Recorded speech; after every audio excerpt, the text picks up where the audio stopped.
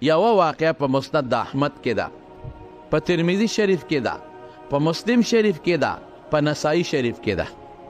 یو واقعه. او نبی کریم صلی الله علیه وسلم دا واقعه په خپل ذکر کوي. رسول الله مبارک دا واقعه په خپل ذکر کوي چې دا څه واقعه وه او دا څه مسله وه. او د پیغمبر علیه السلام نه چې نقل کوي نو یو مشهور صحابي دی حضرت صہیب رضی الله عنه، هغه دا واقع نقل کوي. حضرت صہیب فرمایي وی د دې آیت متعلق چې رسول الله مبارک او فرمایا ورې ما درته مخکې وي چې مسلم شریف کې هم دا واقع شته، مسند د احمد کې، ترمذي او نسائی کې شته. یو ظالم بادشاه تیر شوی، دا بادشاه د عیسی علیه السلام او د نبی علیه السلام د زمانې په منځ کې تیر شوی دی. او دې زمانې ته زمانه د فترت وای، زمانه د جاهلیت وای. پیغمبران قطع شوي، پیغمبر نه راته، عیسی علیه السلام نه پس بل پیغمبر نه راته، د پیغمبرانو تعلیمات ختم شوي. او رسول الله مبارک چې د آخر زمانې پیغمبر دی د هغې انتظار کېده، لکه اوس چې موږ څنګه انتظار کوو چې مهدي به راځي، او موږ انتظار کوو چې دجال دی ورپسې عیسی علیه السلام به راځي. دقسې د آخر زمانې د پیغمبر انتظار کېده. نو چې پیغمبر نی او د پیغمبر تعلیمات ختم شي نو جهالت راځي، نو دې ته دور د جاهلیت وای. وحی بنده ده، وحی نه راځي، پیغمبر بند، پیغمبر نه راځي، او زمانه د جاهلیت شروع ده. نو یو بادشاه دی، د هغې بادشاه سره یو جادوګر و کاهن، او دا چې کوم بادشاه دی د دې بادشاه خپل نوم خو جدا دی، خو په زونواس یوسف مشهور دی. زونواس دا دی بادشاه په مشهور یوسف زونواس، او دته به تبع وي ځکه چې دا د یمن په بادشاهانو کې و. د یمن بادشاهانو ته به دوی تبع وي، د هر بادشاه لقب به تبع، او د خپل نوم زرعه، زرعه د نومو، او تبع لقبو، او زونواس یوسف باندې دی مشهور. نو د سره یو کاهن و جادوګر، دی بادشاهانو به دا کاهنان ساتل او جادوګران به ساتل. هغوی به ورته د خوبونو حال وی، هغوی به ورته د ستورو حال وی، دا نجومیانو چې داسې به کېږي، داسې به کېږي، داسې به کېږي. اوس هم ځای په ځای دا نجومیان شته دی، کاهنان شته او کوډګر شته. دا مشهور د ساحرانو د کوډګرو استاز و امام، او ډېر لوی قابل سړی په دې نجومو کې. نو دغه ساحر کاهن دی بادشاه ته وی یوسف زونواس ته چې زه مرم بوډی، او که زه مړ شم نو زما دا علم به ما سره قبر ته لاړ شي، بل به څوک داسې نی چې دا علم هغوی بیا پیدا کړي. دا ګورې حضور پاک حضرت صہیب رومي ته دا واقع ذکر کوي، د نبی علیه السلام خپله مبارکه واقع ده. نو چې زه مړ شم دا جادوګر وایي نو دا علم به سره قبر ته لاړ شي، بل به څوک هم نه چې هغه دا علم بیا خلکو ته وښیي او یې زده کړي. نو یو هلک ماله وګوره چې زه هغه ته د خپل علم وښیم، که زه سبا مړ شمه نو چې تا سره زما دا علم پروت. خو هلک به داسې ګوره چې هغه کې دوه صفته، یو به د هوښیاري قابل وي، او دویم به د ښه نسب سره تعلق لري، شریف النسب چې د بهتر نسب سره تعلق لري. نو چې داسې هلکي چې هوښیار او قابل چې د علم ورته وښیم چې دا زده کړی شي، او چې د ښه نسب سره تعلقي، نو د ښه نسب والا خلکو خلک قدر او عزت کوي، احترام کوي، نو د ده به بیا د دې علم پوره ترویج به وشي. یو عام غریب کور کې یو هلکي علم وکړي، او د یو عالم په کور کې یو سړی علم وکړي، د دواړو منځ کې دا خلک په حقیقت کې خو خدای ته چې څوک نږدې دی هغه وي، لیکن خلک بیا د هغه لږ زیات قدر کوي. بادشاه دا خبره خوښه شوه، او یو خپل خانداني هلک ډېر هوښیار او قابل هغه یې وله منتخب کړه چې دا هلک هوښیار هم دی، قابل هم دی، او زمونږ خانداني دی، د ښه نسب سره هم تعلق لري. نو ورته ویې بچې ته ځه د جادوګر له، د راهب له، د نجومي له، او دا علم ته زده کړه. دا هلک به ته هغه نجومي راهب له، نجومي کاهن له، جادوګر کوډګر له، او څه یې زده کول. دی به روزانه سهار ته او مازدیګر مثلا راته به په دې لاره کې یو عیسایي راهب و د هغه عبادت خانه وه چې دا هلک په دې لاره ځي د دغه عیسایي راهب د عبادت خانې ولیده نو هر ناشنا شي سړي له خوند ورکوي د ویل لکه دا جونګړه کې څوک اوسېږي نو دی ورننوت چې ورغی هغې کې یو بوډا سپین ږیری سړی ناست دی او د الله عبادت کوي دغه بوډا عیسایي دی د عیسایانو راهب دی خو سوچه مسلمان دی هغه عیسایي نه دی چې عیسی علیه السلام ته خدای وایي یا د خدای زوی ورته وایي اوس عیسایانو کې اوس هم راهبان شته خو اوسني راهبان په سمه لار نه دي دا ګمراهان دي ولې ځکه عیسی علیه السلام ته څوک دریم خدای وایي څوک ورته د خدای زوی وایي او څوک ورته نفس خدای وایي وی خدای راغلی دی او په ده کې ننوتی دی عیاذا بالله خو هغه راهب نو هغه په انجیل پوره پوه و هغه په عیسی علیه السلام باندې پوره ایمان و او عیسی علیه السلام ته د خدای پیغمبر او د خدای بنده وي نو هغه سوچه مسلمان نو دا ماشوم د هلک چې دی د سره کېناسته نو د هغې عبادت والا خوند ورکړه نو چې اوس دې لار باندې ځي نو لاول د عیسایي مسلمان د راهب سره ناسته کوي او چې واپس راځي د هغه جادوګر نه نو بیا د سره ناسته کوي د ده دا شی خوښ شو خو هغه هم نشي پرېښودی که هغه پرېږدم نو بادشاه به وایي چې ما ته منتخب کړې په ټول رعیت او په ټول قوم کې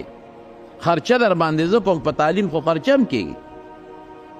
ستا مور پلار له ته ګټه کې د هغې تنخوا ستا په دې زه ورکومه او راهب او پادري مې مجبور کړی چې تا ته دین وښه علم وښی خپل نو ته پکې نخرې کې نو بادشاه نه هم یارېده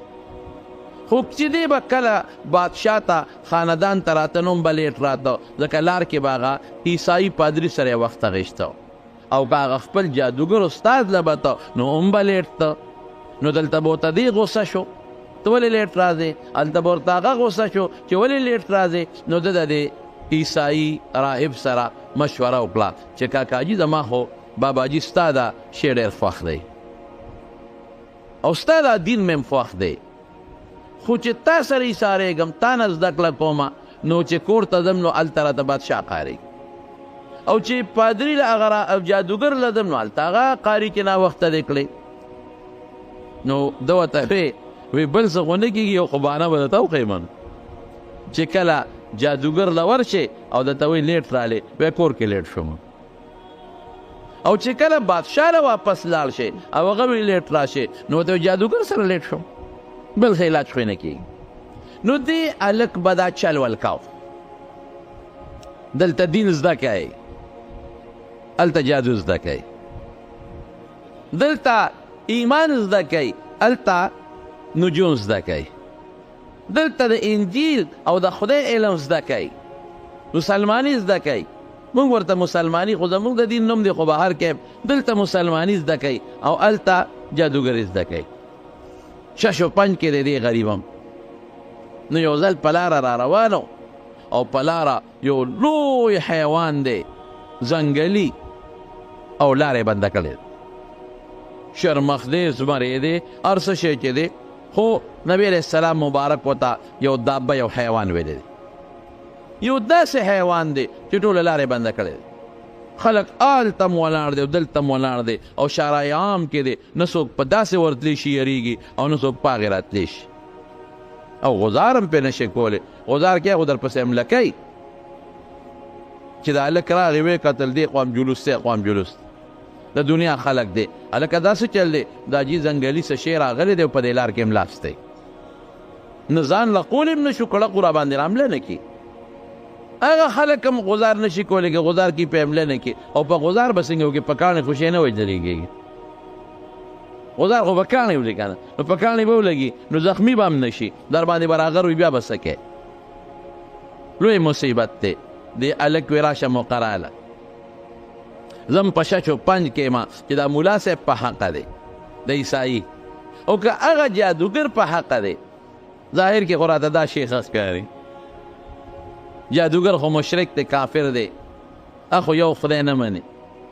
وی دې خوا شي خلک اخوا شو چې خلک اخوا شو نو دې هلک دا کاڼی راواغېست او چې کاڼی اوچت که وی بسم الله او په دې زړه کې څه وی یا الله که دا راهب په حق ای که نه د عیسایي دا ملا صاحب که دا په حقی نو خدایا په دې کاڼي دا شی چې ولګي او مړ شي او که دې په حق نی او هغه جادوګر په حقی نو بیا په خدای مه وجنه اوس به پته ولګي چې کوم یو په حقه دی نو د چې کاڼی څنګه اوچت که الله که دا پادري په حقی که نه دا راهب نو دا شی مړ کې چې کاڼی اوچت که او کاڼی شغال که په ټس باندې هغه حیوان په دا سر ولګېده او لته یې وټکولې او مردار شو اوس په کاڼي په سر لګېدل هم ګرانه خبره ده لرې ځای نه ولي نږدې خو نه دی ورسره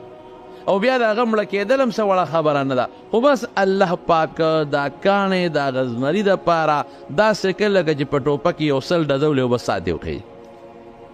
په دې زمرو خلک په ټوپه کې هم ډزې کوي او مرې نه راغورځېږي نه دې کې دومره وازګې مازګې وي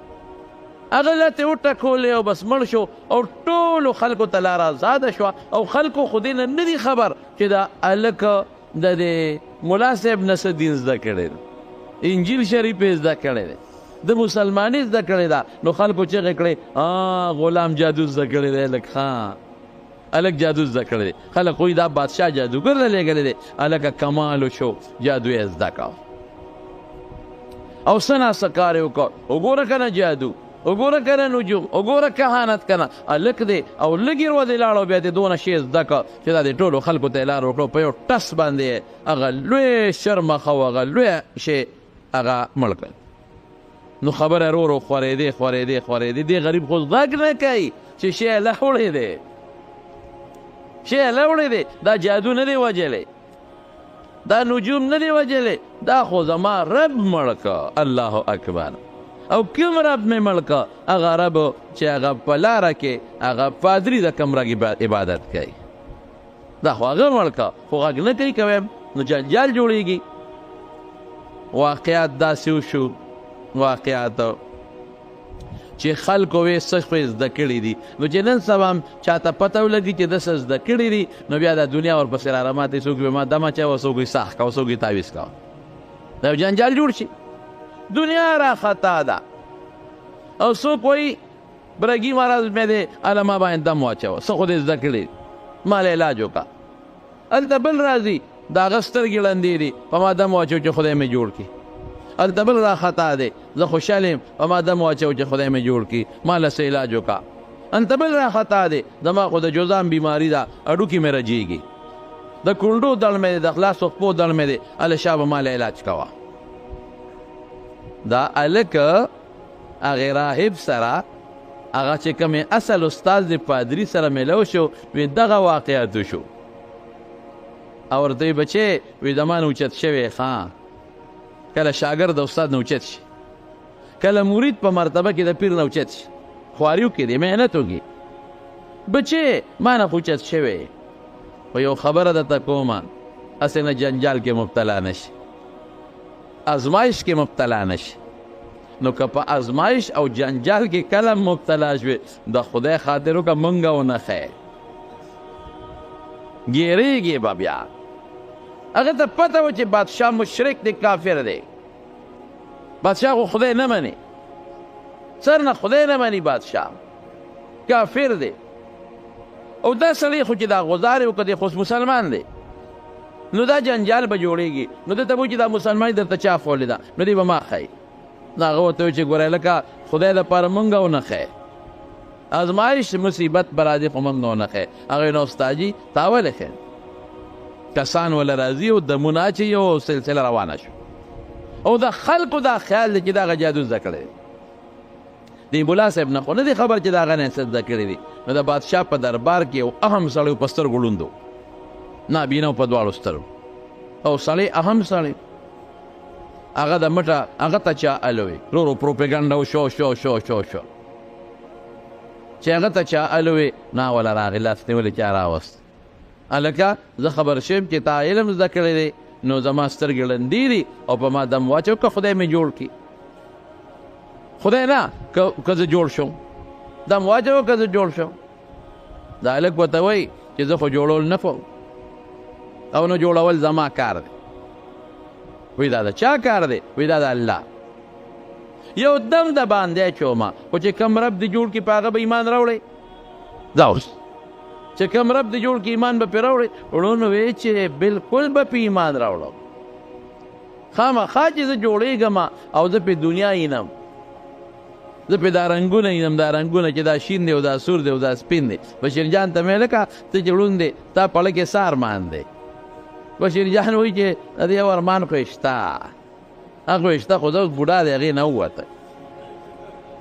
نو ما وی چې په څه دې پړه ارمان دی یاره وایي چې دا شین رنګ به څنګه او دا سور به څنګه او دا سپین به څنګه او دا تور به څنګه واقعي ما وی د په لاس خو به نرم او ګرم معلوم کی یخ به معلوم کی اواز خو به په غوږو پېژنې چې دا د پلان کې اواز دی لیکن واقعي دا شکلونه او رنګونه دا په سترګو معلومیږي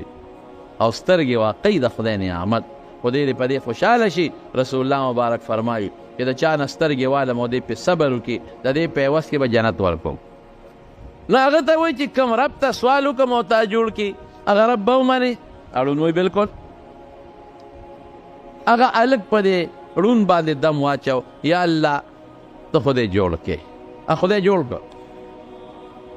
چې جوړ یې کړ ړون مسلمان شو بادشاه ته اطلاع ورسېده چې هغه د فلانکي هغه ړون وزیر زوی یا د وزیر رور یا ستا رور د اهم سړی د بادشاه د خاندان هغه خو جوړ شو ښه تی راوله چې بویه ته وله وی دا چا دا هغه هلک نه زه لږ تېر وتم دا چا جوړ کړی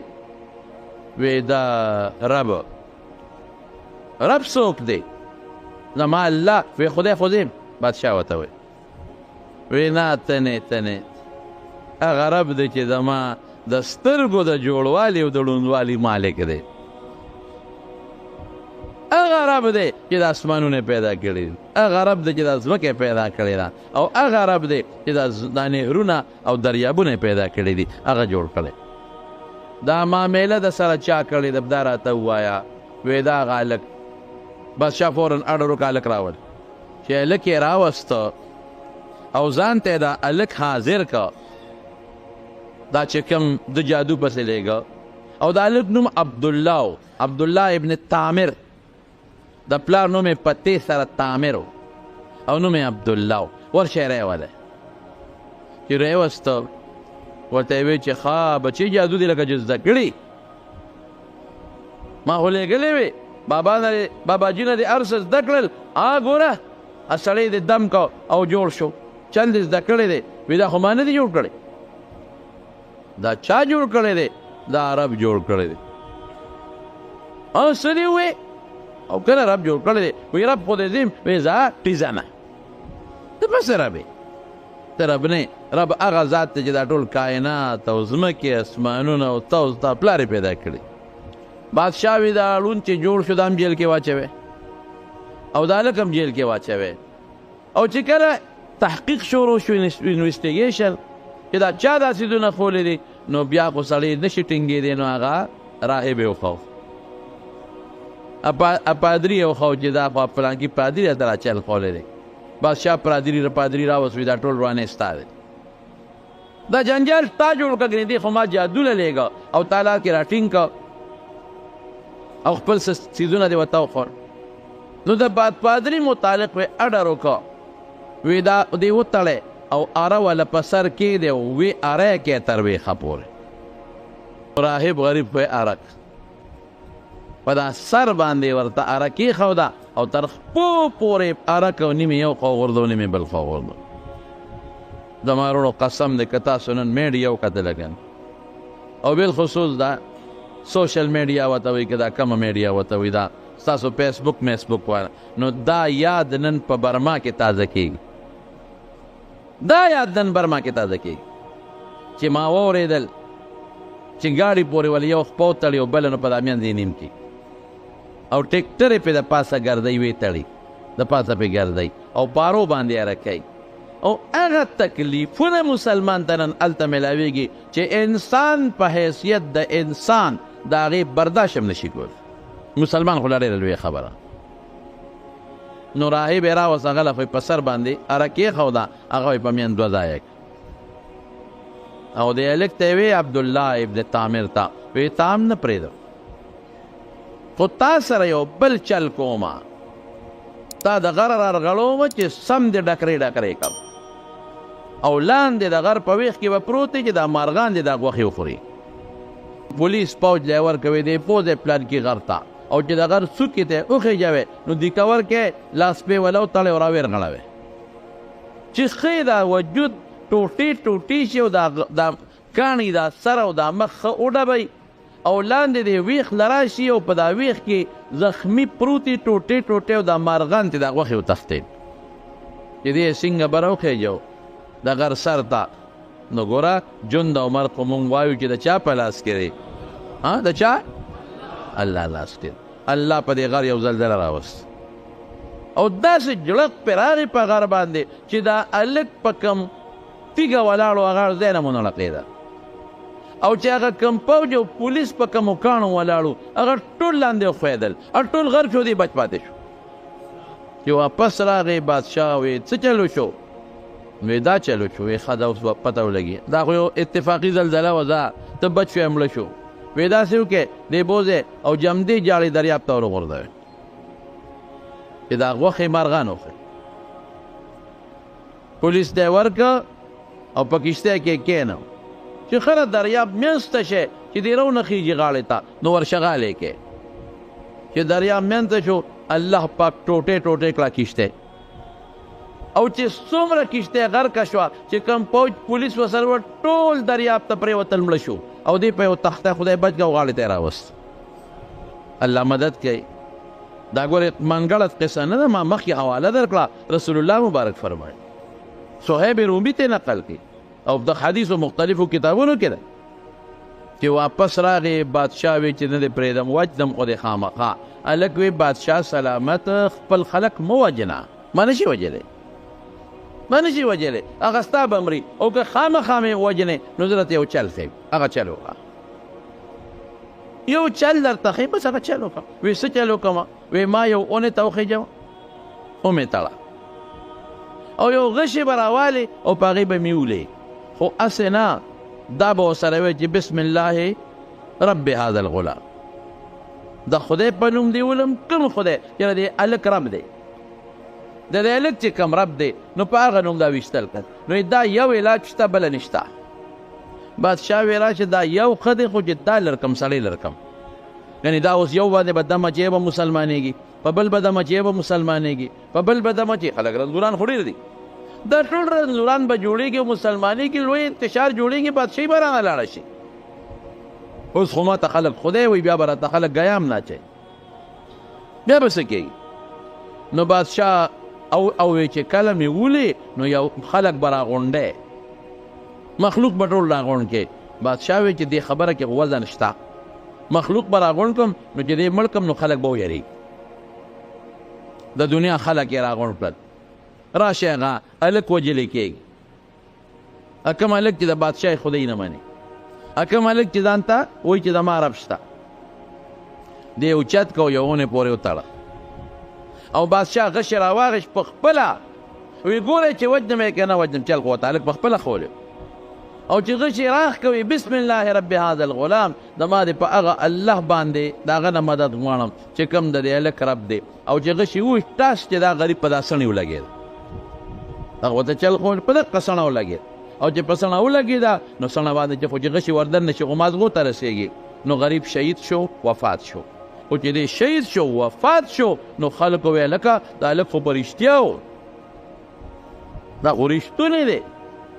او د دې هلک رب خو په رښتیا شته نو خلک ټول مسلمانان شو دړادړ په هره محله کې 20 مسلمانان په هره کوڅه کې 10 مسلمانان په هره محله کې 240 مسلمانان بعضې پکې کافر هم پاتې شو خو لګیا د اکثریت مسلمانېږي هلک په حق او جي هلک په حق او دا دی ګوره چې هغه ټکي واغه چې د هغې الله نه مدد غواړم چې د دې هلک رب دی نو دا بادشاه رب نه دی که نو بادشاه ته چا وی د یو نه یېرېدې دنیا مسلمانه شو اوس به څه کې بادشاه ظالم و بادشاه اډر وکړه پولیس فوج ته وی په هره کوڅه کې خندق وکنوئ په هره محله کې خندق وکنوئ نو خندقونه یې وکنول او چې دا کم مسلمانان دي او د دې غلام د دې الګ رب مني نو ورته ووایه که واپس خپل دین ته راځي او دا نوي دین پرېږدي خو مې وجنې او که نه پرېږدي نو اور بلکې په دې خندقونو کې او د هلکان پکې ورغورځه دا مسلمانان پکې ورغورځوي اور یې بل که اور خندقونه یې وکنول او خشاک یې پکې واچو او ښه مضبوط اورونه یې پکې بند کړل ښه مضبوطه او دغه مسلمانان یو یو به یې راغېشته او په اور کې به یې غورځاو 100,000 مسلمانان یې شهیدان کړل دا د یمن د نجران علاقه وه نجران اوس سعودي حکومت کې دی د نجران نه پورې غاړه یمن دی خو هغه زمانه کې دا نجران دا د یمن حصه وه د یمن د نجران حصه وه نو 100,000 کسان دا یې غریبانان شهیدان کړل او چې کوم د ده په دین باندې نو هغې د ده په دینو د بادشاه هغې پرېښودل یو کس پکې و دوس یې نوم و دوس هغه وتښتېد مسلمان و خو وتښتېد باقي یو مسلمان پرې نه ښود ټول شهیدان شو یو کس پکې و دوس او وتښتېد شام ته مسلمان نو قیصر روم هغه سره ملاقات وکړو او ورته ویې چې دقسې هغه څه عیسایي و قیصر روم په دغه وخت کې څه عیسایي و ورته ویې چې دغسې هغه کوم خلکو رب منه الله منه نو هغه خو هغه ذونواس بادشاه مړه کړل ټوله نو هغه وخت کې هغه سوچه مسلمانان لکه سوچه عیسایان به ورته ووایو سوچه عیسایانو او قیصر روم هم عیسایو نو قیصر روم پې برهم شو هغه وی زما د دین خلک ولې 100,000 مړه شو نو د حبشې بادشاه نجاشي به یې ورته وی هغه ته خط ولیږه وی فټافټ په نجران باندې حمله وکړه او دغه بادشاه سره د کافرانو مردار کا ختم نو نجاشي بادشاه لاړ هغه ور باندې حمله وکړه چې حمله یې وکړه نو چې څومره هغه یوسف ذونواس بادشاه کافر هغه او د هغه چې څومره قوم و ټول یې مردار کړل ټول ختم او دا بادشاه دې په کښتۍ کې وتښتېده دې دریاب کې کښتۍ کې کېناست وتښتېد چې وتښتېد الله هغه په هغه کښتۍ پې اله وړې کړه او په هغه اوبو کې خدای هغه غرق کړ